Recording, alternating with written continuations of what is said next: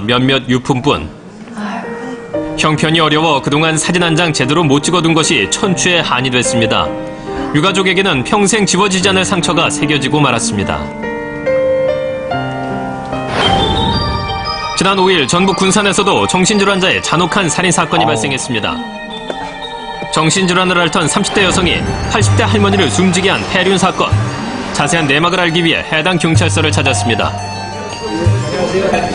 피해자가 할머니 집에 놀러가서 강아지를 들어가면 할머니가 강아지를 못 들어가게 하니까 그게 격분해가지고 화가 나서 그 할머니를 머리를 흔들어 제끼고 발로 밟아서 죽인 그런 사건이죠.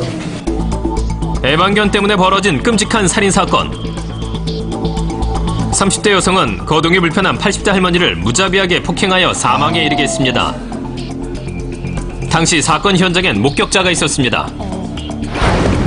바로 피해자의 요양보호사. 그녀는 그날을 여전히 생생하게 기억하고 있었습니다. 그 신원 파악이 안 되잖아요.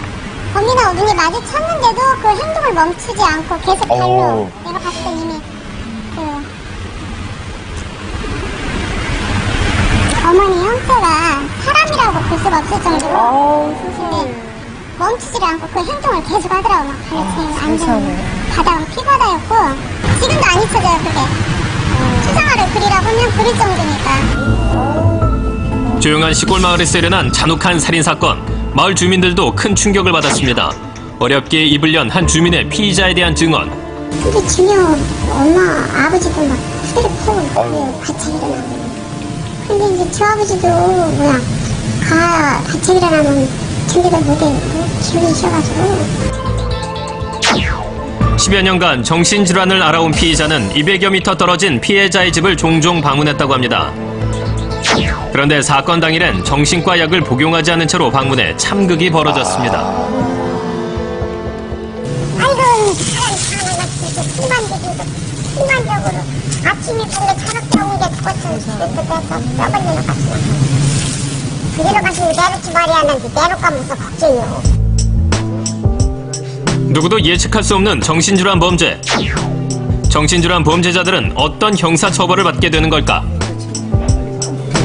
일단 이제 저희가 일반 강력범죄 똑같이 처리를 하고 저희가 이제 검찰 송치하면 검찰에서 그 정신 감정을 하기 위해서 공주 치료 감호소에서 위탁해가지고 거기서 수행해가지고 치료 감호를 하지요. 공주치료감호소는 정신질환 범법자를 수용하고 치료와 재활, 사회복귀를 돕는 국내 유일 기관입니다. 치료감호소는 정신질환을 앓고 계신 분들이 범죄를 일으켰을 때 치료하고 보호하는 시스템을 갖추고는 있지만 사전에 예방할 수 있는 그런 기관은 아닙니다. 이처럼 정신질환자 범죄의 예방보단 사후 대책에 급급한 것이 우리 사회의 현주소. 그 사이 정신질환자에 의한 범죄는 10년 새 3배나 증가했습니다. 원인은 무엇일까요? 사회의 변화가 굉장히 빠르고 여러 가지 복잡한 그런 어떤 상황들이 벌어지다 보니까 정신질환자가 많이 증가하고 있습니다. 그런 사람들 중에 일부가 굉장히 극도의 어떤 스트레스를 받거나 긴장 속에서 순간적으로 자기의 어떤 분노를 참지 못하고 폭력적인 공격 행동으로 표출이 될 수가 있는 겁니다. 일부 정신질환 범법자들, 그들의 공통점은 가족에게 떠넘겨졌거나 사회에서 방치되었다는 것입니다. 이 문제를 타개하기 위해 최근 정부가 확대 설립하고 있는 정신보건센터. 하지만 한계가 있다고 합니다. 관리나 치료에 대해서 적극적으로 설득을 하고 이제 도와드리고자 하고는 있습니다만 어디까지나 인권 문제가 있기 때문에 환자의 보호자나 환자의 동의가 필요합니다.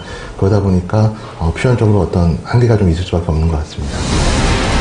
그렇다면 잇따르는 정신질환자 범죄를 막기 위해 시급한 것은 무엇일까요? 국가와 지방자치단체가 보다 적극적으로 나서서 이런 사람들에게 필요한 정신과적인 치료라든지 약물 치료라든지 또는 시설 수용의 그런 지원 이런 것들을 제공을 해 줌으로써 우리 사회 전체가 그런 책임들을 좀 더 떠안는 그런 노력이 필요하다고 생각합니다. 정신질환자에 의한 범죄 때문에 무고한 시민이